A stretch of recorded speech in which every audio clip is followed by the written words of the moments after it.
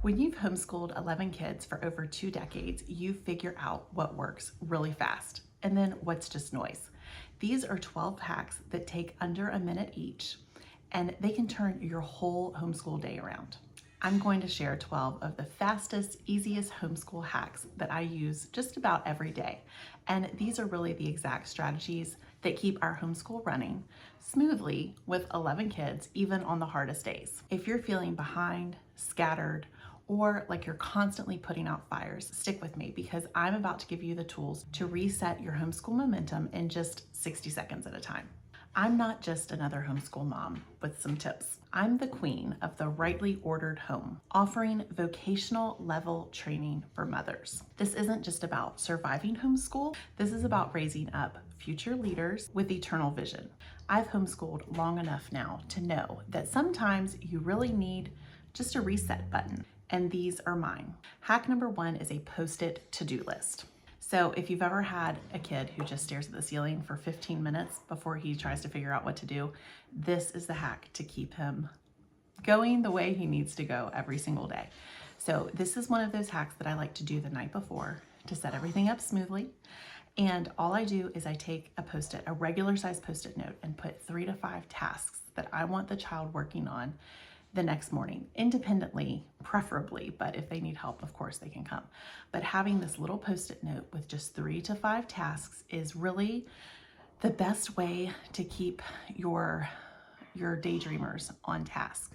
Now, it's really important that you not put more than 5 tasks on, but one way that I do it, because we homeschool in the morning and then we resume after lunch. So I do a morning post-it, and then at lunchtime I write out the afternoon post-its because I really don't want to overwhelm any particular child. So stick to 3 to 5. If you can get all of your tasks on in 3 to 5, then that's totally fine. But you might be like me and need to reset everything at lunchtime. Most homeschooling advice helps you to manage the chaos. I help you to actually eliminate it. And speaking of prepping ahead of time, I have hack number 2 for you. Hack number 2 is a mini snack plate. And again, this is a night before task. I like to put together just a small plate, not for each kid, like for everybody, a small plate that has some veggies, maybe a little bit of fruit, some type of a dip, usually hummus or peanut butter, depending on what it is, something to just give everybody a little oomph. It's nice to eat that during read aloud time. It gives everybody just a little bit of extra energy in the afternoon to push through and get the rest done. Every homeschool meltdown that I've ever witnessed really has a snack shaped cause. And while you're in prep mode, here is another night before task. I like to go ahead and get lunches made the night before. Now, sometimes I don't get it done the night before, in which case I will do it in the morning during cleanup time, like when my kids are doing their morning chores. But having lunch made before lunchtime, I'm not sure what it is, what kind of magic it holds, but it actually helps the lunch hour stay an hour. And usually my husband works from home, so my husband usually comes in at lunchtime. I don't have to worry that the kids aren't going to end up with a healthy lunch. They have their lunch, it's already made. My husband usually does science with them at lunchtime, but I know that from 12 o'clock to 1 o'clock, the kids are eating lunch, and then at 1 o'clock we pick back up and start again. If I have to make the lunches, or if my husband is making lunches, I don't know what it is, but it just ends up going over, and that's not helpful for anybody. Now, let's talk about starting the day strong. Hack number 4 is a 5-minute cleanup drill. Clutter kills focus, and so I have found the best way for us to get started in the morning is to have any of the tables that we generally use for homeschool to be completely cleared off. I'll send one kid to do the school table, which is the table that I'm sitting at right now, and then we also, of course, do the kitchen table. So just spending that 5 minutes makes us so much more productive for the rest of the day. But what about when the kids stall out? Hack number 5 is kitchen timer 10-minute school sprints. So this is a quote that you will hear me say often throughout the day. Let's see how much you can get done in 10 minutes. That one little phrase flips the script from dragging to doing. I don't know what it is about the timer. I think it's the whole race factor, and this might work better for boys than girls, although I do have I have a daughter that this works great for. But basically the whole premise is you can do anything for 10 minutes. And, you know, if you have a whole sheet of multiplication problems and you're just really feeling like it's going to take forever, or your child is, I should say, setting the timer and saying, let's just see how much you can get done in X amount of time, it really gives them the boost and the motivation to get it done, because 10 minutes really doesn't feel like that long, but it is enough to get a lot done. And if they're struggling, I have hack number 6 for you. Assign a buddy. Now, the thing to remember here is the buddy is not the teacher. The buddy is a helper. And a lot of times, I don't know if you've heard this before, but when we teach something to someone else or we help someone with a concept, it actually helps solidify that concept in our own mind. So this is helping the buddy, but it's also helping the student who needs help. So this can be doing flashcards together, because, you know, like I said, I'm a mother of 11. I only have 7 students right now. But if I had to sit and do flashcards with every single child, I mean, that would be my whole day. I can't do that. So having the kids do flashcards together, have the one that's in the grade above the kid help the younger kid and vice versa. It helps things go so much faster. And, you know, sometimes you just need a fresh perspective, and a sibling can provide that. It's one of the systems that I've built into our homeschool to keep things from spiraling into chaos, really. If your homeschool feels more chaotic than calm lately, I want to invite you to join my free 5-day challenge, the Homeschool Rescue Plan. It will help you catch up, regain control, and restore peace, and it'll do it fast. Stick with me, and I'll tell you more at the end. Now, what if everyone's just too tired to focus? Hack number 7, and this is probably going to seem a little bit juvenile, but it does work: a 1-minute jumping jack break.